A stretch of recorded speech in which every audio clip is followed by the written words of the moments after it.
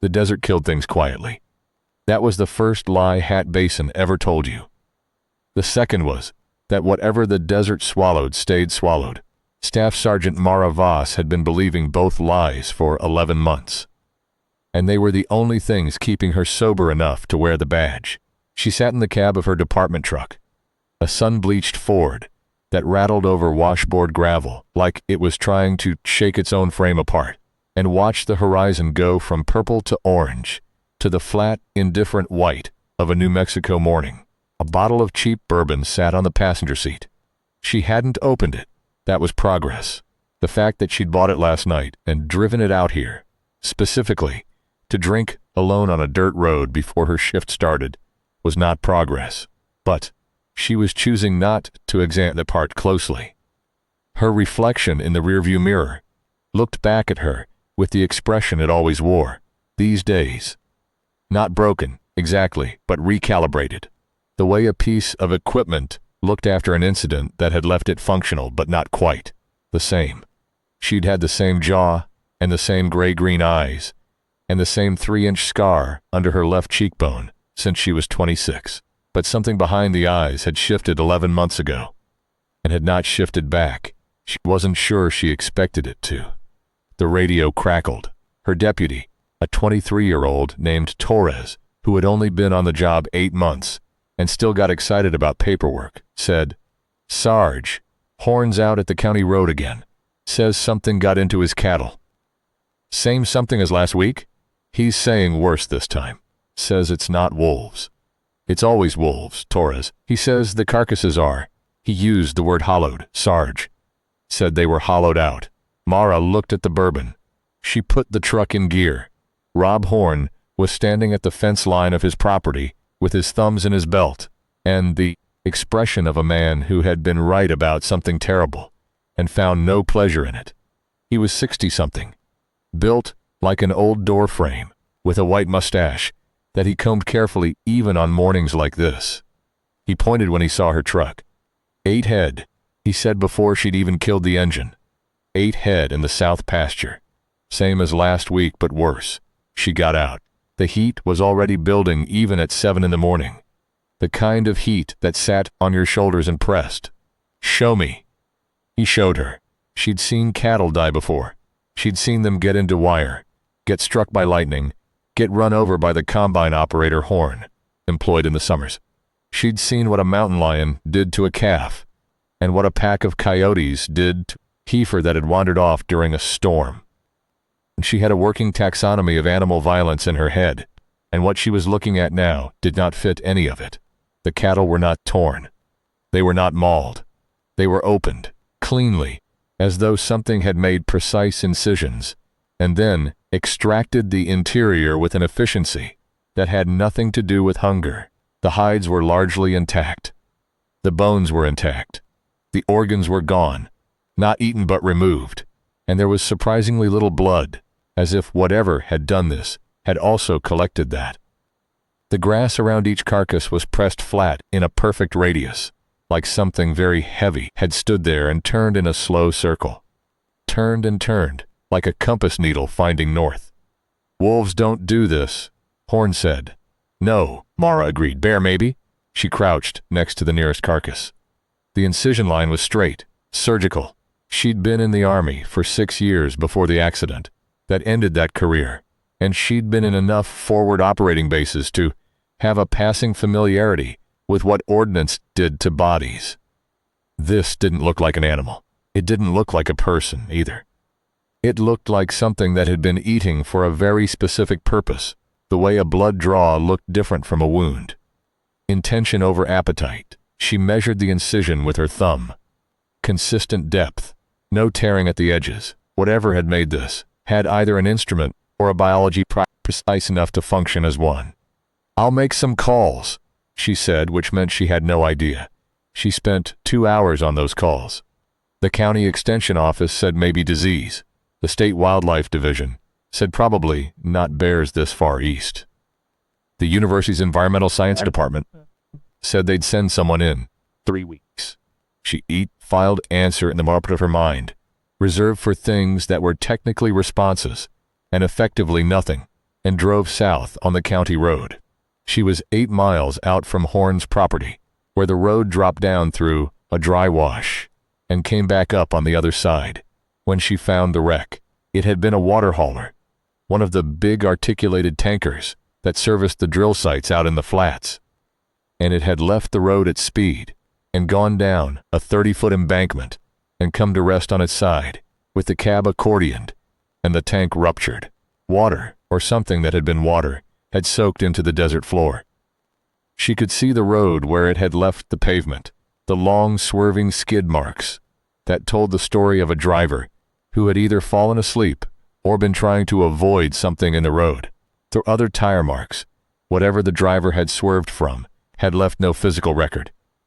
The driver was gone. She found the cab empty when she climbed down to it, the door hanging open, the seatbelt cut, as though someone had gotten him out already. But there were no footprints leading away. No blood inside the cab, which ruled out extraction by emergency personnel. Anyone getting an injured person out of there would have left some trace, just the wet sand and the wreck and a strange smell she couldn't name. Something between old iron and the inside of a cave, cold and ancient and wrong. The smell of deep rock. The smell of something that had not been in contact with surface air for a very long time. She called it in. Torres sent a tow request and told her the highway would be blocked for the better part of the day, which meant anyone trying to pass through Hat Basin from the west was stuck until they got the wreck cleared. She was still standing at the wreck site when the drilling crew's SUV appeared on the embankment above her. The man who got out was named Holt. She found this out when she climbed back up to the road. He was academic, precise, the kind of person who wore long sleeves in the desert to protect against sun damage rather than out of any practical awareness of environment. Pale, in a way that suggested his natural habitat was an institution with climate control. He was also, she noted, shaking slightly, and his eyes, when he looked at the wreck, had a quality she recognized, because she'd looked at things with the same quality before. The eyes of someone who had connected two pieces of information and arrived at a conclusion they would have strongly preferred not to arrive at. "Do you know something about this wreck?" she asked. "No," he said. "Then maybe, not directly." He looked at his hands. "I need to get to town." The gas station sat at the intersection of 2 county roads, one running east-west and one running north-south into the flats, and it was run by a woman named Kaya, who was 28, Laguna Pueblo, and had an engineering degree from the University of New Mexico that she was taking a sabbatical from, for reasons she didn't discuss. She pumped the gas and ran the attached diner and was, in Mara's estimation, the most competent person in Hat Basin, which was why Mara had quietly started stopping in for coffee every morning, even though the drive added 12 minutes to her commute. Kaya was behind the counter when Holt pulled up, and she was the one who told him. The gas delivery hadn't come and wouldn't come until the road was clear, and she was the one who told Mara. When Mara arrived 20 minutes later, with the driver's disappearance still unsolved in her notebook, that Holt's face had gone a very strange color when he heard that news. "He's in the diner," Kaya said. "He's been sitting there for an hour. He ordered coffee and he hasn't touched it." She was stacking canned goods onto a shelf behind the counter when she said it, her movements unhurried, and she glanced at Mara with the steady attention of someone who had cataloged the situation and decided to share it rather than a person reporting something alarming. It was a quality Mara had noticed from the beginning. Kaya processed things differently than most people. She moved through information the way she moved through the diner, without wasted motion. Mara went in. Holt was sitting in the back booth with his hands flat on the table and his eyes focused on something above the door. And approximately 3,000 miles away, he was a tall man, thin in a way that suggested he forgot to eat, with the kind of beard that happened to a person rather than being cultivated. He had dried blood on his right sleeve. He did not appear to have noticed it. "Dr. Holt," he looked at her. Something behind his eyes came back from wherever it had been. "Sheriff." He looked at his sleeve, then at her face, then at his sleeve again. "It's not mine." Okay. She sat down across from him. What happened out at the bore site? We went down, he said, to 1,400 meters. Deeper than the survey required. But the formation there was a cavity. Natural cavity, we thought. Extensive. We sent down a probe camera on the last bore. The cavity went in all directions from the bore point. It was enormous, hundreds of meters across. There were structures in it, not geological structures. Constructed structures, things that looked like containment vessels. Arrays of them. He stopped and looked at his hands. Go on. The bore camera sent back DNA samples, atmospheric samples, mostly biological particulate. I had our biologist, Dr. Reyes, analyze them that night. She said the samples contained genetic sequences she couldn't identify. Complex ones. Nothing in any database she had access to. Not unusual in principle. Subsurface microbial life is poorly cataloged, but the sequences were... Organized wasn't the right word. She said structured. That they had an intentionality to them, like someone had written them. That's the word she used. Written. He looked at Mara directly for the first time. She said it twice. She said it the way people say things twice, when they know how it sounds, and want to be clear that they mean it anyway. What happened then? The seismics changed at 4 in the morning. The bore started venting. Atmospheric pressure from the cavity equalizing. That can happen with natural cavities, and it looked like that at first. Then the sensors at bore 3 went out. He paused. All of them simultaneously. Not a power failure. Something took them out. Then the light from the bore went dark. Then something came up. He reached into the bag at his feet and pulled out a sealed specimen container. Inside it was a fragment of something dark and hard, like obsidian, but articulated. It had a joint structure, like a piece of knuckle, or a segment of shell from something much larger. It was the size of a hand. Whatever it had come from had not been small. The surface of the fragment had a texture that bothered Mara, in a way she couldn't immediately articulate, and after a moment she understood what it was. The texture was almost organic, almost biological, but with a regularity that nothing biological achieved, the regularity of something designed. Where's Dr. Reyes now? The silence that followed was long enough to be its own answer. She drove out to the bore site anyway, because that was her job, and because the fragment in the specimen container had been making her feel something she didn't want to name. Since she'd first seen it, and driving toward a problem rather than away from it was the only coping mechanism she had that didn't come in a bottle. The bore site was 12 vehicles, 3 drilling rigs, a cluster of support trailers, and a command tent, all of it laid out with the tidy purposefulness of a temporary operation that had been running long enough to develop habits. It had also been partially destroyed. 2 of the trailers were torn open on one side, the walls peeled back as though from the inside, not breached by force applied from outside, but from something inside, the trailer applying pressure outward, which meant the creature had not broken in, but had been cornered and had broken out. The drilling closest to bore 3 had a section of its derrick bent at an angle that implied enormous lateral force at a point 8 feet off the ground. There were bloodstains on the equipment yard's concrete pad, and on the side of the command tent, and in the dirt between 3 separate structures, which meant whatever had moved through here had covered ground quickly and had not been particularly concerned about being seen. There were 5 people still alive. They were barricaded inside the remaining trailer, the equipment storage unit, which was built heavier than the others, steel-walled, designed to secure expensive instruments. And when Mara identified herself, they let her in.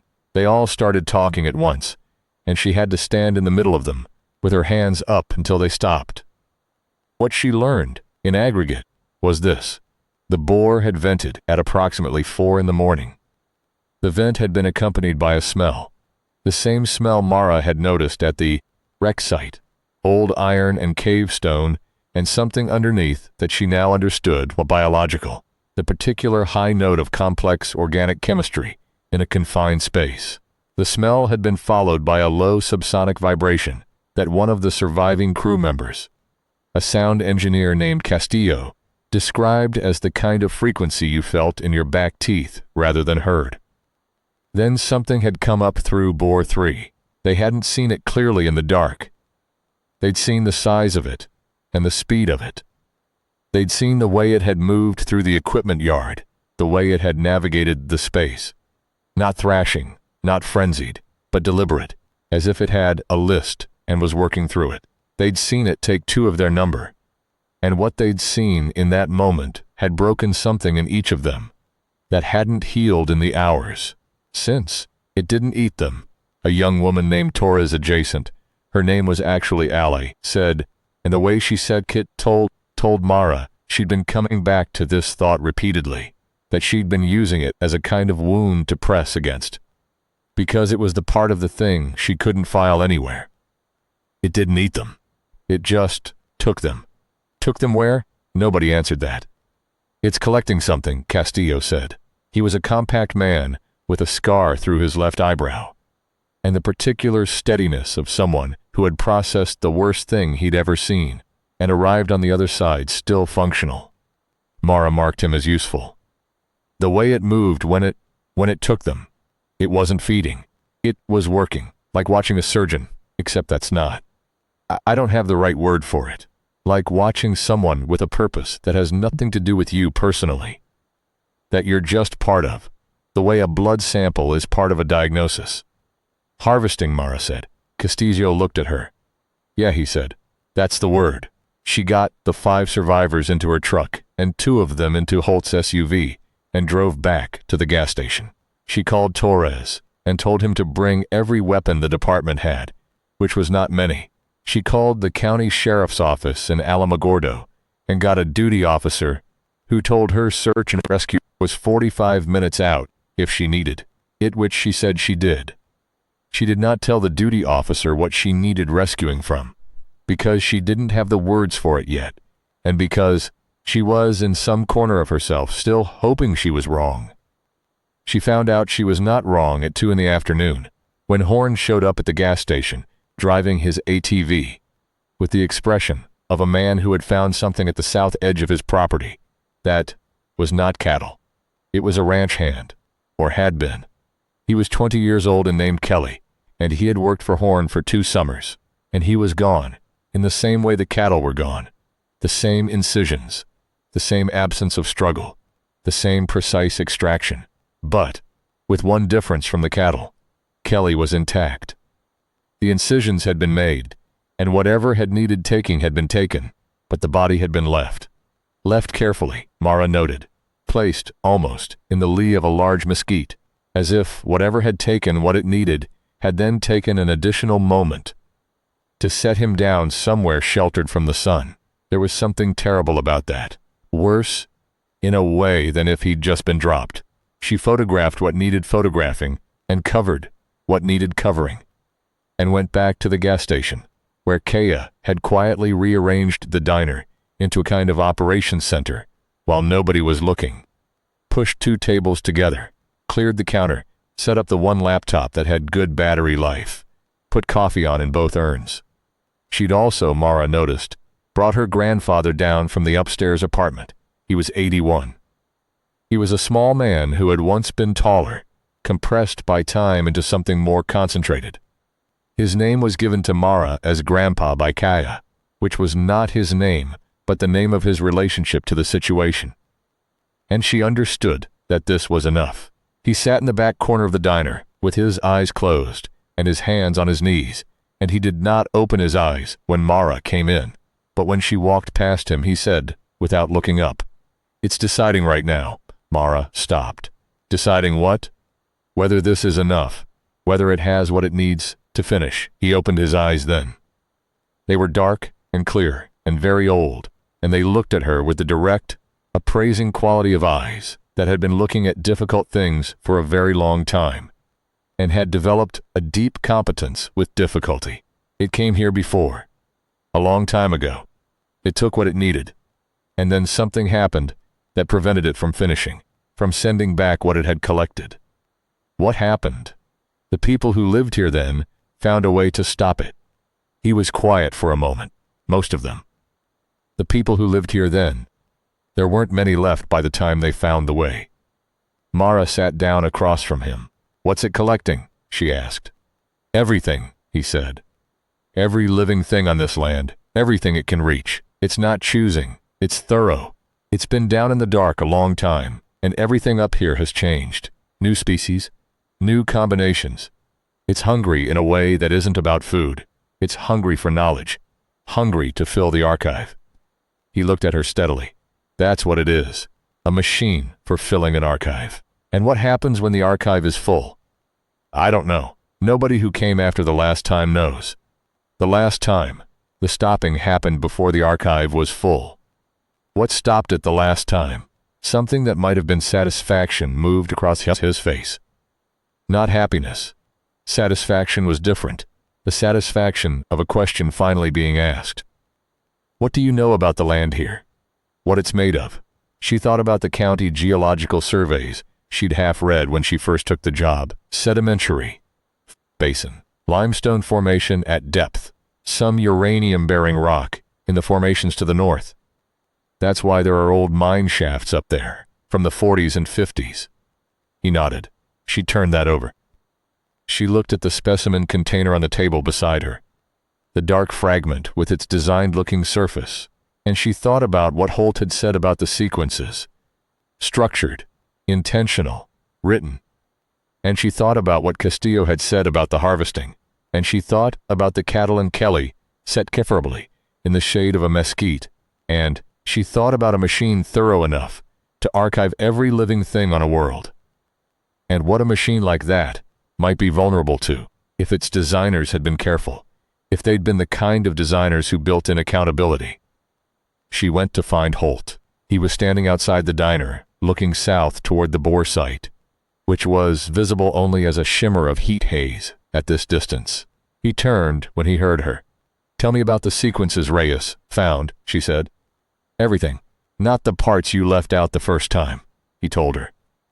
Reyes had found something in the partial sequences she'd had time to analyze. A repeating motif at the cellular level, a pattern that recurred throughout the sample, with the frequency of a design element, rather than a naturally occurring sequence. A base code, almost. Something like a signature. She'd been in the process of mapping it when things had changed at Bore 3.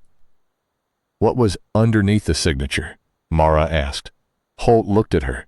What do you mean? When you write a signature on something, when something has a maker's mark, it's usually not just the signature. It's the signature and something else. Terms of use, operating parameters, warranty information. She held up the specimen container. This thing was built by something. Things that build other things usually build in a way to turn them off. The silence that followed was the specific silence of a very intelligent person encountering an idea they should have thought of themselves. And hadn't. The laptop, Mara said. Reyes's partial sequences. Where is it? They worked through what remained of the afternoon and into the evening. Holt had the laptop. Kaya had a field spectrometer in the garage, and a shelf of reference materials that included 3 texts on extremophile, biochemistry, that Holt looked at with the expression of a man encountering a specialist in his own field, in the last place he expected. Between them, Holt's partial sequences and Kaya's spectrometer and the fragment from the specimen container, they built a picture. It was not a complete picture. It had large sections missing, and the sections that were present were uncertain. But the outline of it was visible, and the outline said, uranium reactive peptide, cellular membrane vulnerability, design specificity. Design specificity meant it was on purpose. It was not a naturally occurring weakness. Whoever had built this thing had put it there. They made it powerful enough to do the job, Holt said, somewhere around midnight, his voice carrying the particular quality of someone who had been thinking for 7 hours and had arrived at a conclusion they hadn't expected to reach, but they also made it stoppable. They built accountability into the design. Where does that get us? Torres asked. He'd been at the table for an hour. Quiet, listening.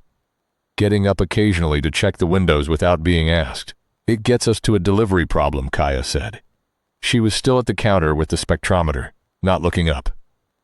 Her voice was calm and specific, the voice of someone who had moved past the emotional part of a crisis and into the technical part, which was where she lived most naturally anyway.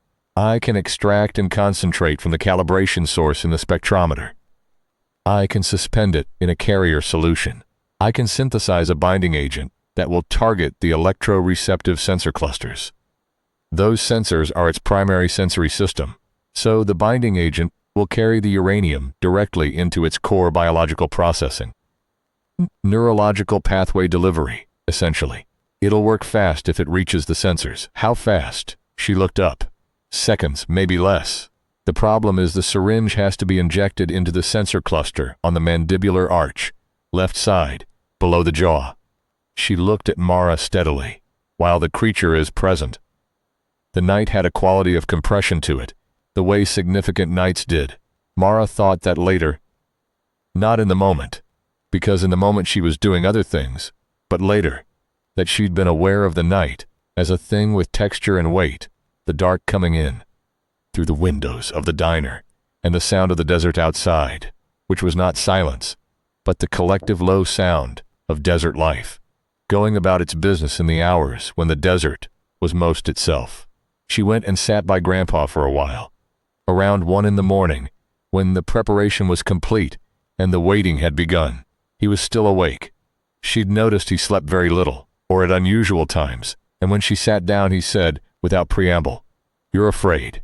"Yes, that's right," he said. "Fear is correct information. It says, this is the important part. Pay attention." He looked at her. "What are you afraid of?" She thought about that honestly. "Getting it wrong again," she said. "Again. I had 3 people under my command," she said. 11 months ago.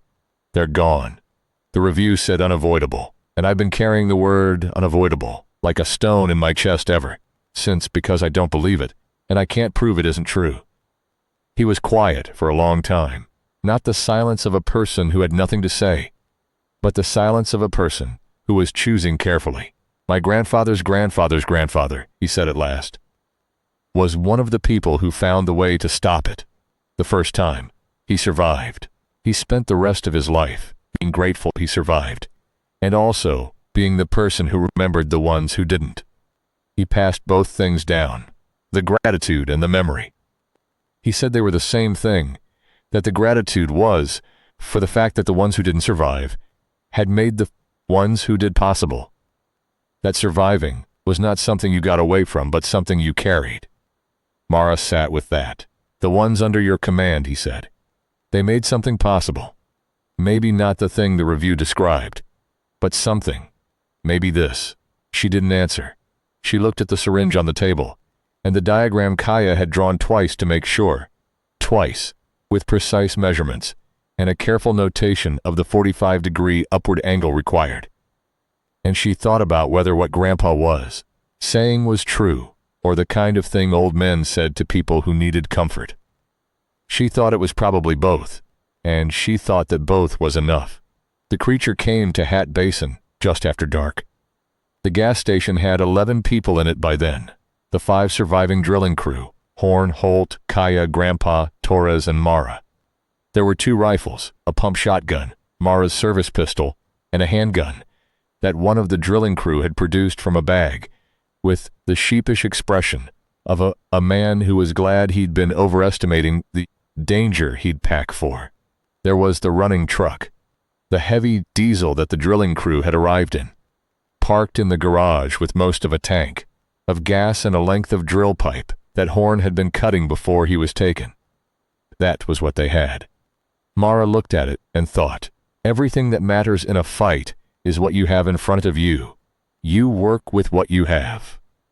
That was not wisdom she'd been taught. It was wisdom she'd earned the hard way, in a desert 3 times as far from here, and she was going to use it. At 4:15, the first pressure change hit.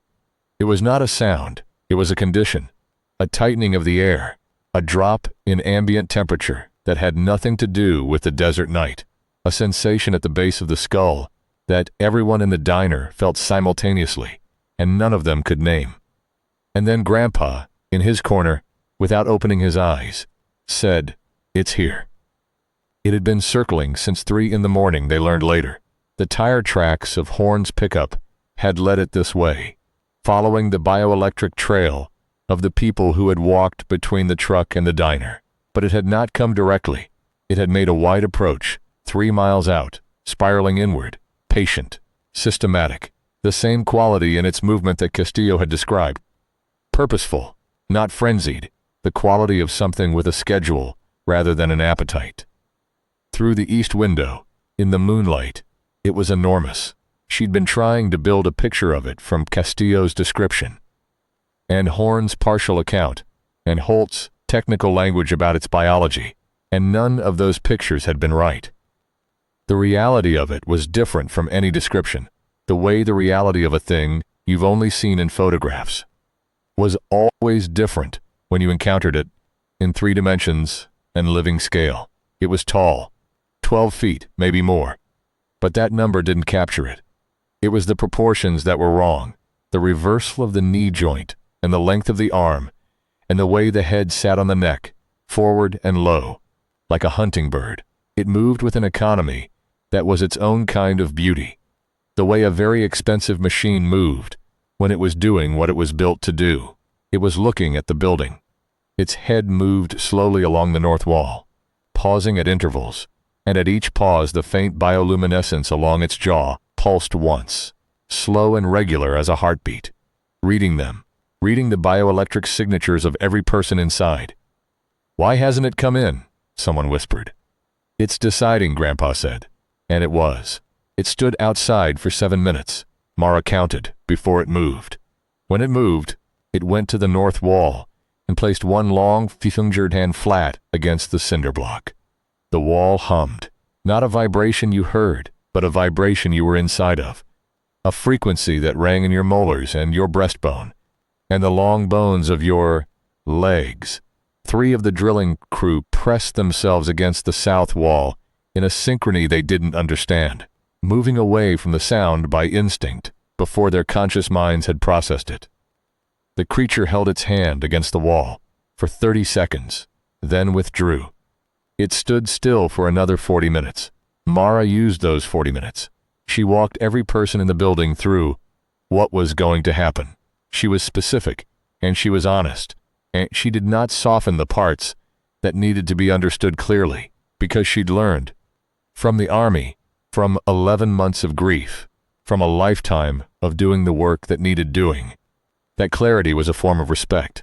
She told them what the creature was, what they knew about how it worked, what Kaya had found and built, what needed to happen. She told them who was doing what and why.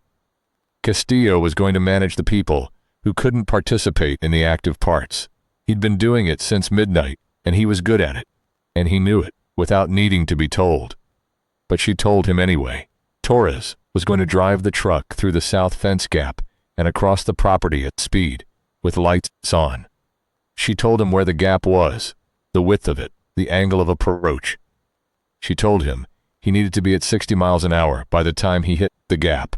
He wrote the measurements down in his deputy's notebook, which she appreciated. She was going to be outside. Nobody argued with this. They understood why, which meant she'd explained it well. And she took a moment to be grateful for the quality of the people she'd ended up in a building with. None of them had asked to be here. None of them had trained for this specifically.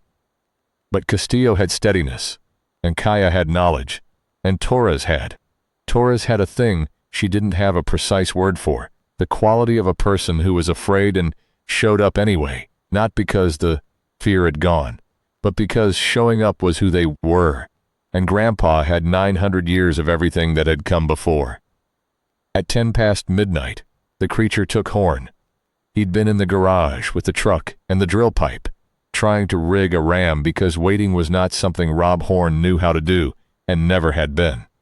Mara had told him to stay. He'd stayed for 2 hours, and then he hadn't.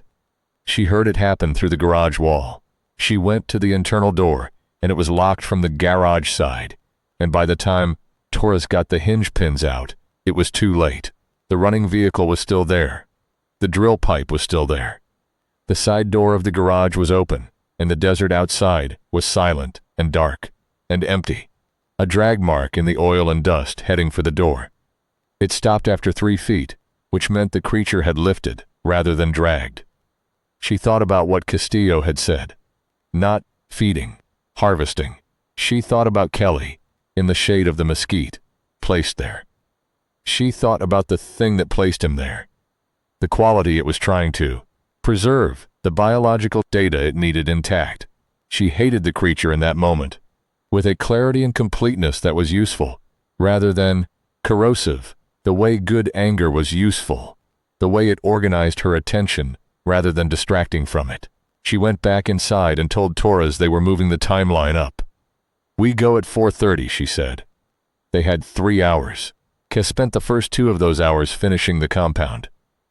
She worked at the diner counter with the spec and the fragment, and Holt's laptop and 3 textbooks open to specific pages, and she worked without drama or visible anxiety, with the focused patience of someone following a set of procedures she'd designed herself and trusted. Holt sat beside her and was useful when she needed him to be, and quiet when she didn't. The compound went into a syringe that was larger than a medical syringe and smaller than a harpoon. Kaya labeled it with a piece of medical tape and a Sharpie, her handwriting very small and precise. She handed it to Mara. "The sensor cluster is here," she said, pointing at the diagram she'd drawn. "The entry angle is 45 degrees, upward. You have to clear the lower jaw." She paused. "You're going to need height." "I know. Horn's truck is the right height if you use the front bumper as a step and launch off the hood."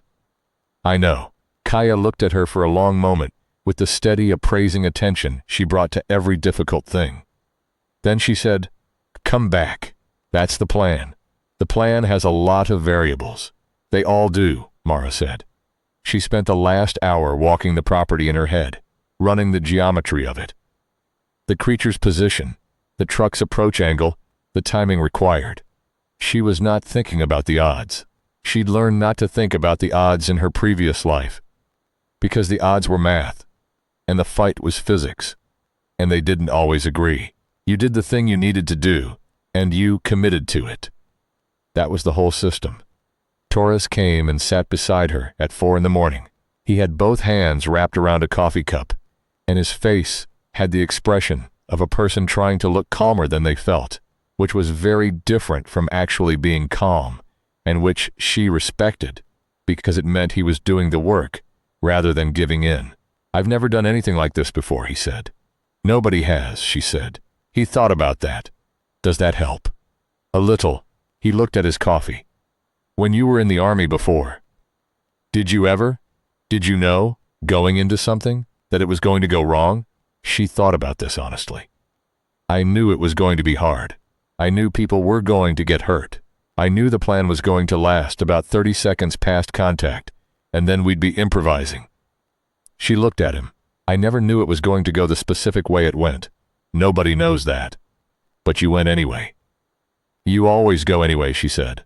"That's not bravery. Bravery is if you go when you have a choice.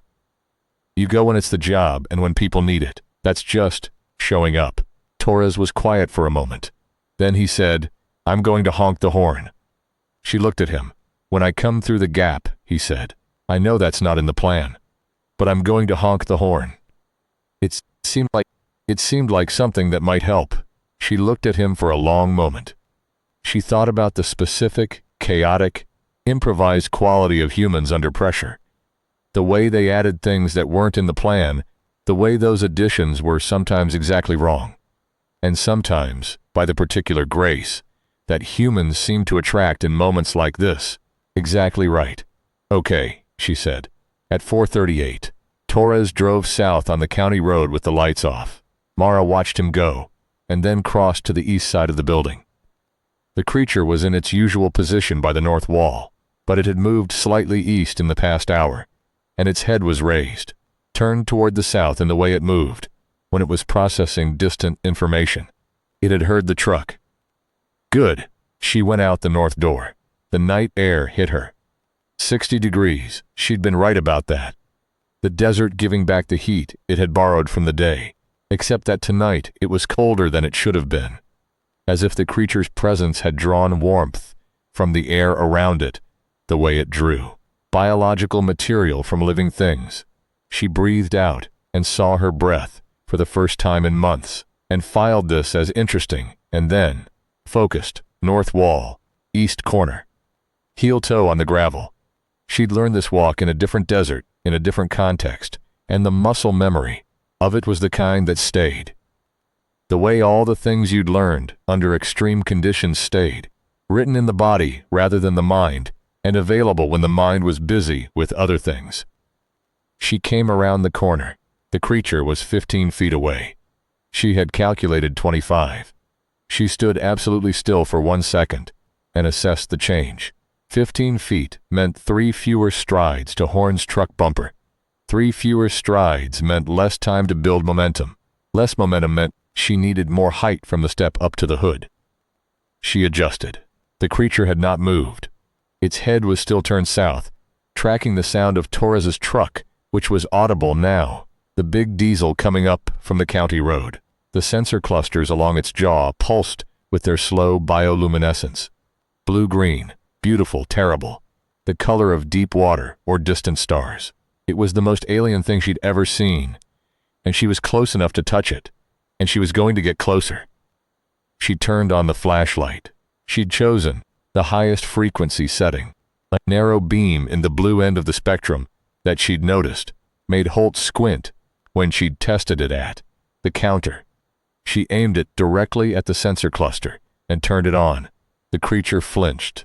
A rapid recoil of the entire upper section, the head thrown back, the arm on the near side coming up to shield the jaw sensors in a gesture that was unmistakably protective, unmistakably reactive, unmistakably the gesture of something that had not been prepared for direct electromagnetic stimulation at that frequency.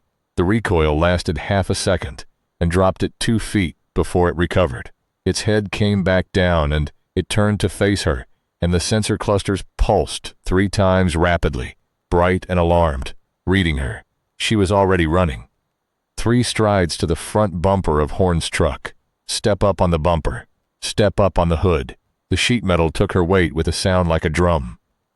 She was aware of the height under her, the angle of the hood, the distance to the target point. She was tracking all of this, the way she tracked things in motion, not as separate data points, but as a single moving picture that her body was reading faster than her mind could articulate. She was aware of the creature turning toward her, its weight shifting, the tail coming up for balance as it moved, the sensor clusters on the jaw swinging toward her and down. The truck lights came on. The horn sounded. Torres came through the gap at 63 miles an hour. She found out the speed later, from the truck's computer, with the headlights blazing and the horn going, and the sound of it, in the desert silence, was enormous and stupid and human and completely unexpected by anything that had been buried for 900 years. And the creature turned toward the light, and the sound with a rotation so complete that its entire upper body swung in an arc that brought the left jaw down and forward, and directly into the range of her extended arm, at the top of her leap. She drove the syringe home. 1 moment. She had 1 moment, standing in the air at the top of her arc, the creature's jaw level with her eyes, the sensor clusters pulsing their alarmed blue-green inches from her hand. The desert spread out in every direction below and around her, the headlights and the horn, and the cold night air, and the weight of the syringe in her left hand, and the feel of it, finding the target point at 45 degrees, exactly as Kaya had drawn it twice to make sure. And then the compound was in, and she was falling. She landed on the hood of Horn's truck and rolled off the near side onto the gravel, hitting her right shoulder wrong on the way down, feeling something shift in the joint that would need attention later. She was on her back looking up at the sky, which was beginning, very faintly in the east, to go from black to the dark blue that came before dawn. The creature made a sound, not in any range the human ear was designed to process, but she felt it, in her sternum, in the base of her skull, in the long bones of her arms, in the fillings in her back teeth. It was not a scream the way an animal screamed. It was a frequency, a disruption, The sound of a very complex and very precisely designed system. Encountering a failure mode it had not been designed to encounter, propagating through every layer of its biology at once. It went to its knees. Those reversed, bird-jointed knees hit the cracked desert floor with a sound she felt rather than heard. And it pressed both long-fingered hands against the earth, and it looked up at the sky with its elongated head thrown back, and it screamed again. The desert around it cracked, not dramatically, not an earthquake, not a collapse, just a clean fracture in a perfect radius from where it knelt, the dry surface splitting along lines of least resistance as something deep and pressurized released. The fuel canopy shook. 2 windows on the north side of the diner broke with small, specific sounds. The creature fell. It fell the way large things fell, slowly at first, a tipping, the center of gravity shifting past the point of recovery. And then all at once, everything giving way simultaneously, all that mass surrendering to the earth that had held it for 900 years. The impact reached Mara through the ground before it reached her through the air. She lay there for 90 seconds. Then she rolled onto her hands and knees and got up. Her shoulder was wrong, and it was going to be wrong for a while. She walked to Torres's truck, which had stopped 20 feet away, with the headlights still on, and opened the passenger door and sat down. Torres was 23 years old, and had just driven a truck through a chain-link fence in the dark, at 63 miles an hour blowing his horn, and he was looking at her with the expression of a person who had passed through the far edge of something, and arrived on the other side, and was not sure yet what being on the other side meant. "Sarge," he said. "You ran the horn," she said. "I thought." "You were right," she said. "It worked." He was quiet. Then, "Is it dead?" She looked through the windshield at the massive shape on the ground, at the fading bioluminescence in the jaw sensors, at the perfect ring of cracked earth. 900 years of waiting. The archive in the dark below the desert, full of what the world had been the last time it was awake. The designed weakness that a 28-year-old engineer on sabbatical had found in 4 hours, with a repurposed spectrometer and 3 textbooks. "I think so," she said. "Probably yes. But we're going to make sure it stays that way." They did not move it that day. The county search and rescue team arrived at 7:43. The state police arrived at 9. The National Guard arrived at noon. The thing that happened when a 900-year-old alien bioprobe was found in the New Mexico desert was that a very large number of institutions discovered simultaneously that they did not have a protocol for this, and needed to develop one urgently, which looked from the outside like a controlled and purposeful response, and from the inside like a committee that was meeting for the first time, and could not agree on what to put on the agenda. Holt spent 3 hours talking to officials, and was put in a vehicle and driven away, which was for the best. The drilling crew was taken to a hospital in Alamogordo. Torres went home and slept. Mara stayed. She gave her 4 statements, and wrote her preliminary report, and dealt with the procedural parts of the morning, with the mechanical efficiency of a person who had had a great deal of practice dealing with procedural parts. The Schulze was wrapped by a paramedic who looked at it and said 3 to 6 weeks, and she said yes, and privately thought later. In the early afternoon, Kea came and sat beside her on the diner step with cold coffee.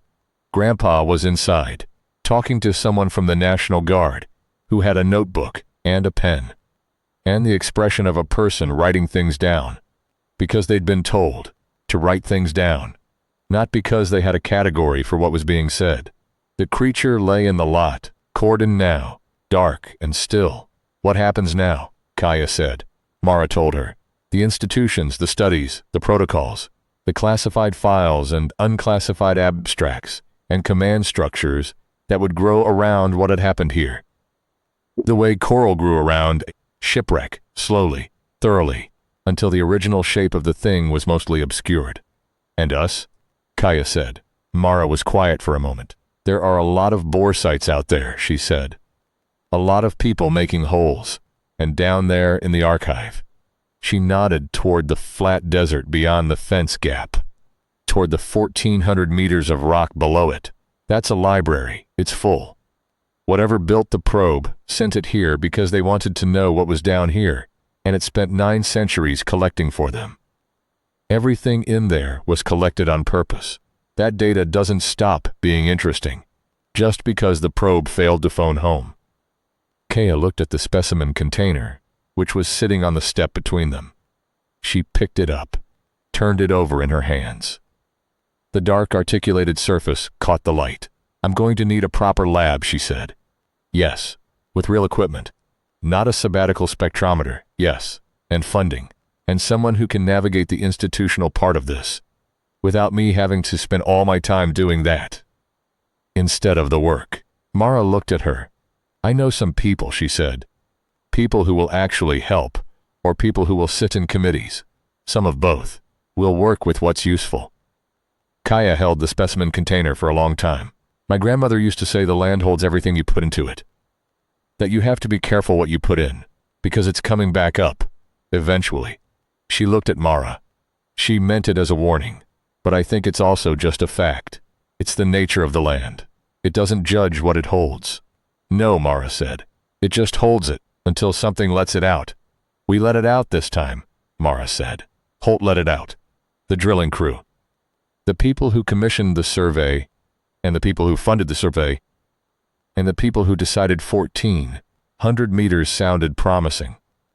We let it out because we were looking for something we wanted. Geothermal energy, resource data, the answers to questions we'd already decided we needed the answers to. And we weren't thinking about what else might be down there."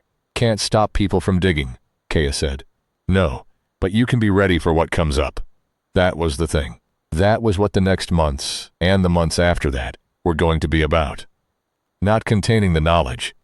That ship had sailed, as Holt had said, with the exhausted precision of a man who understood that the institutions now involved were not going to be containable, even if containment were desirable, which he'd argued it wasn't. The knowledge was out. The specimen was in federal custody. The bore site was under military guard. The reports were written, and the reports were going to go somewhere. And what went somewhere became available, eventually, classified or not. Because humans were very bad at keeping secrets when the secrets were interesting. The thing was to be ready, to build the capacity to understand what came out of the next hole, before it decided whether they were a threat or a resource, to have the language and the tools and the working framework. To not be improvising with a sabbatical spectrometer the next time. Torres called it 6. His voice had the careful lightness of someone who had gone through something and was building a new floor over it. "State police want a full report," he said. "I'll write it tonight. What do you put in the part about what it was?" "Unknown creature, biological, possibly prehistoric, behavior consistent with a predatory organism responding to disturbance of habitat." A silence. "It's what they're going to classify it as anyway," he said. "Until they decide what they actually want to call it." "Sarge? Yeah, that thing you said. About what we had, each other. Yeah, it was right. I wanted to say, it was right." She sat outside the diner with the phone in her hand after he hung up and let the evening come in around her. The National Guard vehicles were still in the lot, but their personnel had pulled back to a staging area 200 meters down the road, and the immediate area had the strange quiet of somewhere that had been very loud very recently. The desert beyond the fence gap was dark and enormous and unchanged by everything that had happened in it. That was the thing about the desert. It was unchanged. 900 years it had held the archive and the probe and the memory of the last time, and it was unchanged. It would hold the next 900 years just as well. The land did not carry grudges. It held things. It was human beings who decided what to do with what it held. She drove home. She sat at her kitchen table. She poured herself a glass of water. The bourbon was in the truck. She was aware of it the way she was always aware of it, the specific weight and location. She left it there. She opened her notebook. She thought about Grandpa and what he'd said. 3 names. He hadn't said that. But she was thinking about what he had said, about carrying in gratitude, and the way surviving was not something you escaped, but something you held. She thought about 11 months of pressing something down, and it coming back up, the way the probe had come back up, not because it was malicious, but because that was the nature of things that were buried under pressure. She wrote the first line of the report she'd been avoiding. It started with 3 names, then the date, then the location. Then they made this possible, not because she knew yet what this was, exactly. That would take time and more work and conversations she hadn't had yet, but she knew it was something. She knew the specific chain of consequences that had brought her to that garage in that desert on that day. The army, and the accident, and the posting to Hat Basin, and the morning with the bourbon on the county road, and Torres calling about the cattle. She knew that chain had a shape to it, that looking back at it from here she could see the shape, even if she couldn't have seen it from any earlier point. She wrote for 2 hours. Outside, the stars came out over Hat Basin in the dense, lavish way they always did, the sky going dark blue and then black and filling with light, edge to edge. No horizon you could see the end of. She got up once for more water and looked out the window at the sky and stood there for a while, with the glass in her hand. All that distance, all that dark between the lights, all the things out there that humans had not yet named or found or built frameworks for. Something had looked at this world. Something patient and purposeful and designed, built by something ancient and sophisticated and... She thought about this. Also, in its way, careful. They'd built an accountability. They'd built in a way to stop their own weapon. Whatever they'd been the kind of thing that understood that unchecked power was its own. Failure mode. That was not nothing. She thought about the archive in the dark below the desert. Everything it had collected. The history of this world written in biology. 9 centuries of accumulation. Waiting for a signal that would never come. A library with no readers. A record with no one left to read it. Except, potentially, Kaya. Except, potentially, whoever Kaya trained and whoever they trained. And the institutions that would form around this thing over the next decades. Imperfect and slow and bureaucratic. And also, occasionally, when the right people were in the right place, at the right time, capable of something remarkable. She went back to the table. She wrote for another hour, she thought, writing about Torres and his horn. That was the image she kept coming back to. The thing that hadn't been in the plan, the addition Torres had made, because it seemed like it might help, the loud and stupid and completely human decision to honk in the face of something 900 years old and engineered and dangerous. The probe had been designed by something that understood biology at a level humans were still decades from reaching. It had been designed to catalog, to persist, to return. It had been designed to encounter life on a planet and process that life in an orderly and systematic way. It had not been designed to encounter a deputy who honked his horn.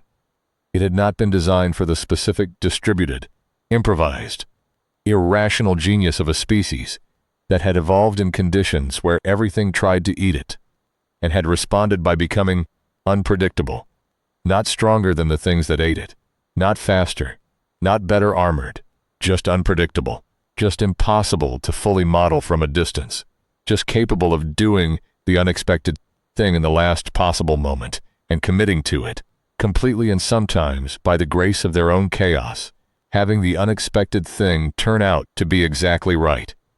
That was the thing. That was the specifically, beautifully, stubbornly human thing. She finished the report at midnight, both of them. The official one for the state police, and the other one, the one for herself. She put the official one in an envelope for Torres to file in the morning. She put the other one in the drawer where she kept the things she needed to keep. She went to bed. She slept, for the first time in 11 months, without the weight in her chest that she'd been calling unavoidable. She woke in the morning and the weight was still there, because that was the truth of grief. It did not go away. It just became something you carried differently, something you knew the shape of, something you had acknowledged and named, and understood well enough that you could carry it and still use your hands for other things. She made coffee. She drove to work.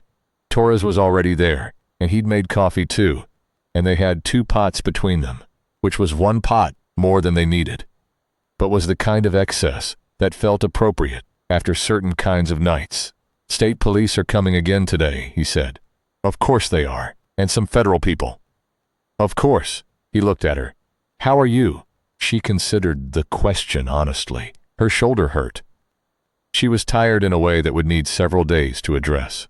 She had 2 reports to file, and a property damaged, and a community disrupted, and a body to return to Kelly's family, an official accounting of Horn's disappearance that would never fully explain what had happened, because the full explanation was going to be classified before she finished writing it.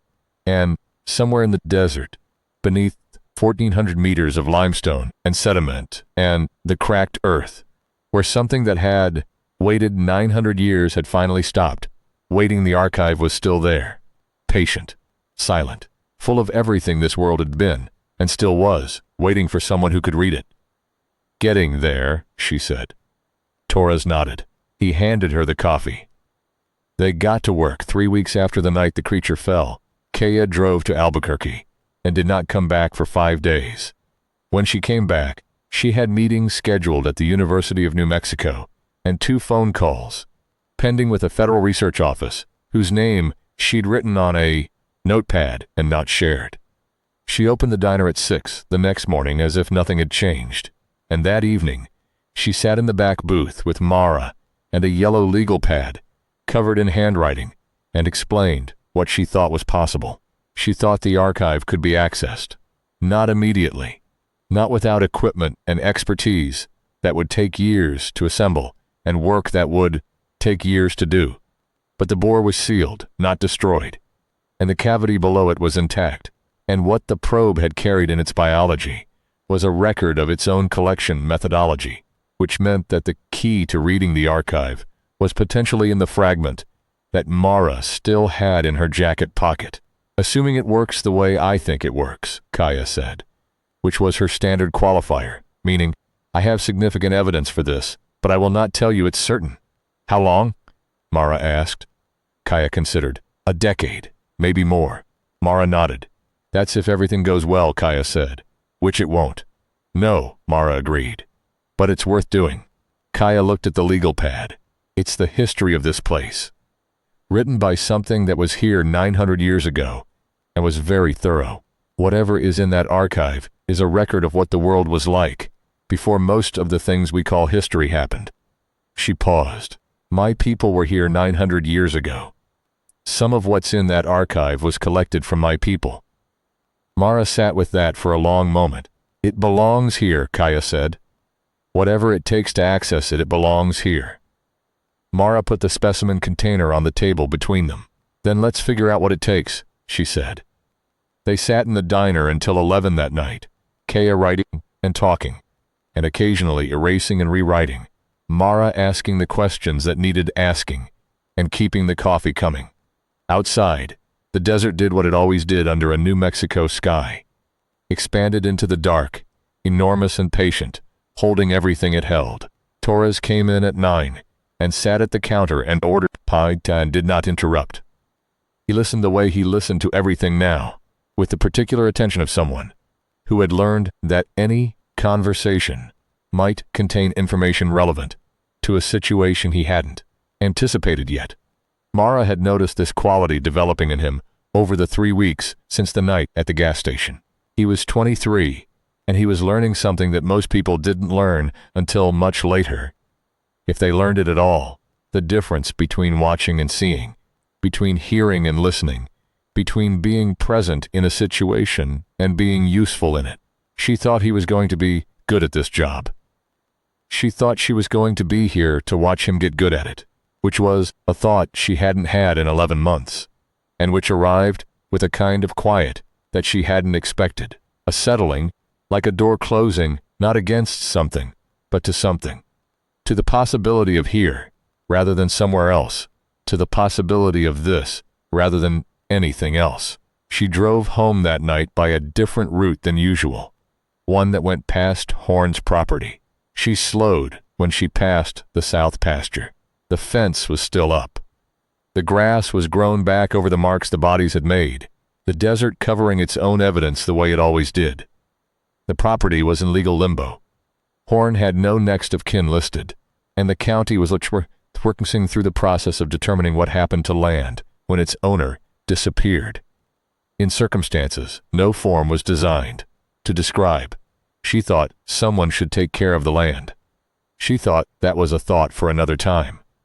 The Bohr site, when she drove past it on the way back, was fully secured. A perimeter fence, lights on poles, a guard booth at the gate, 2 vehicles parked inside. There was a sign on the outer fence that said, "Authorized personnel only," and below that, a secondary designation that she recognized as federal. Whatever was going on inside the fence was now happening in a framework larger than the one she worked in, and she was at peace with that. Her job was the county she knew. She drove home. She sat on her front step for a while with the last of the day's coffee and looked at the sky.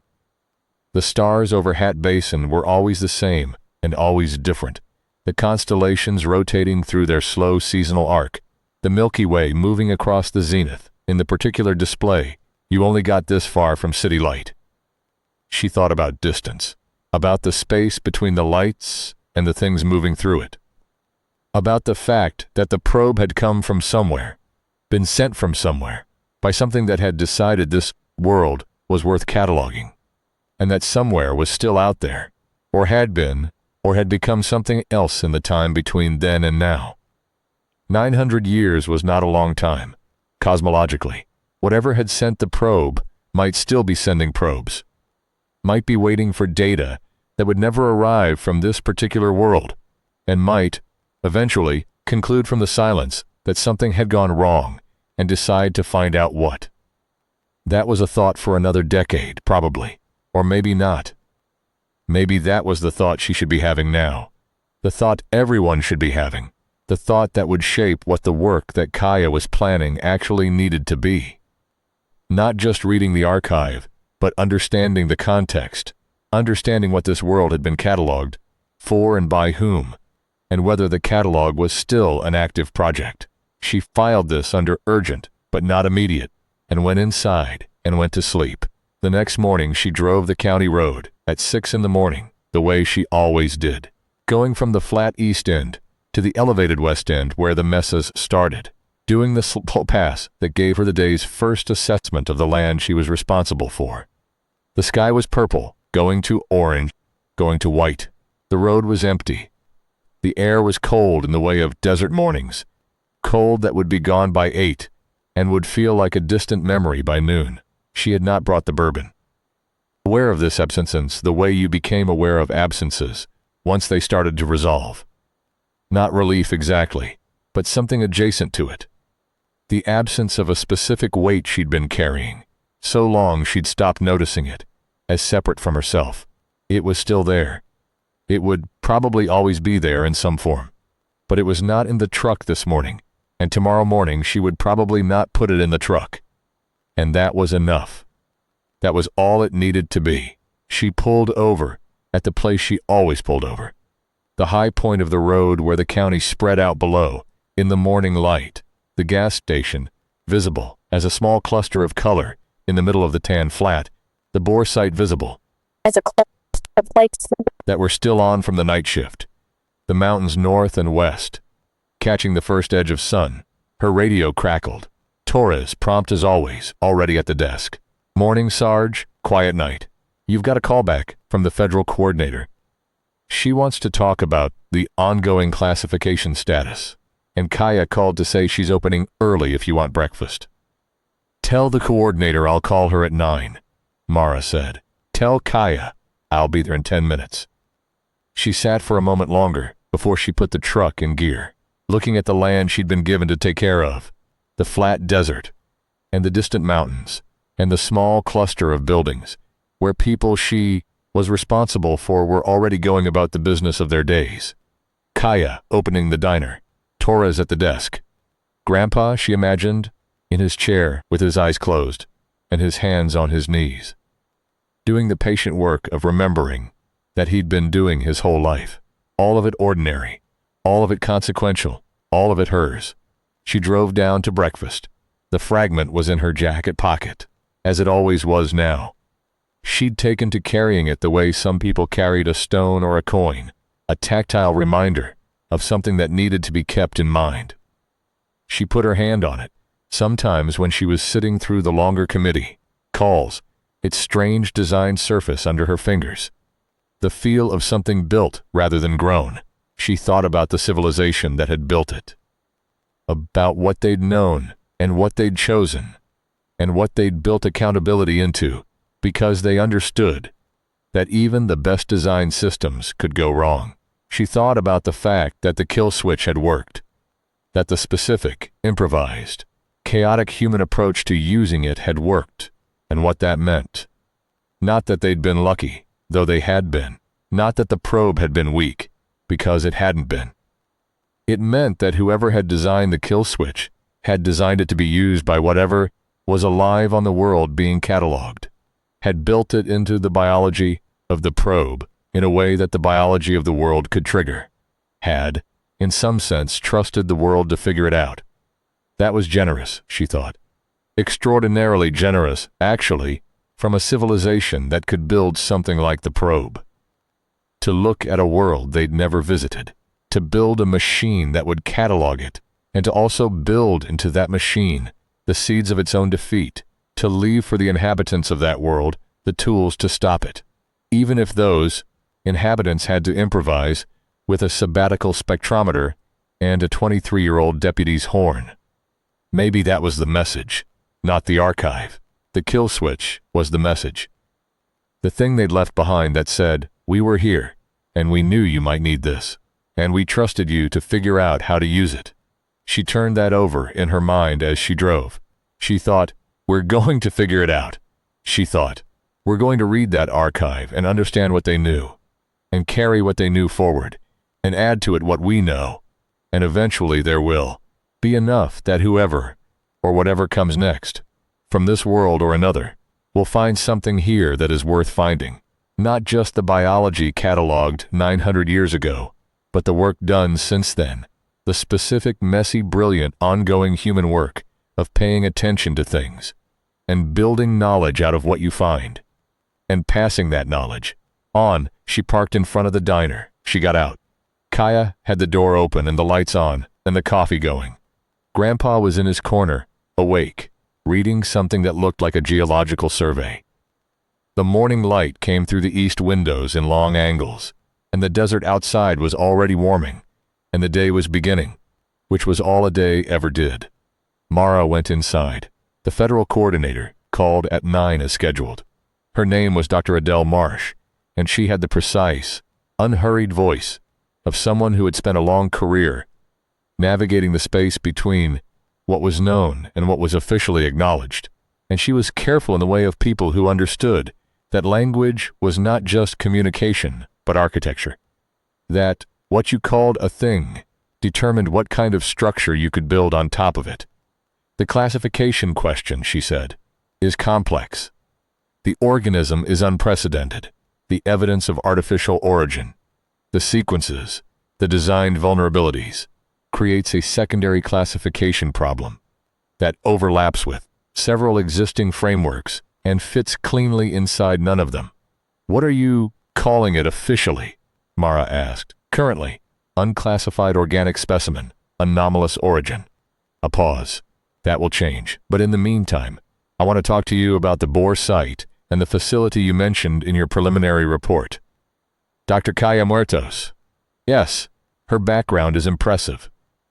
More than impressive, her published work on subsurface mineral analysis is relevant in ways that weren't apparent until I read her academic record alongside the Bohr site data. "I'd like to meet with her."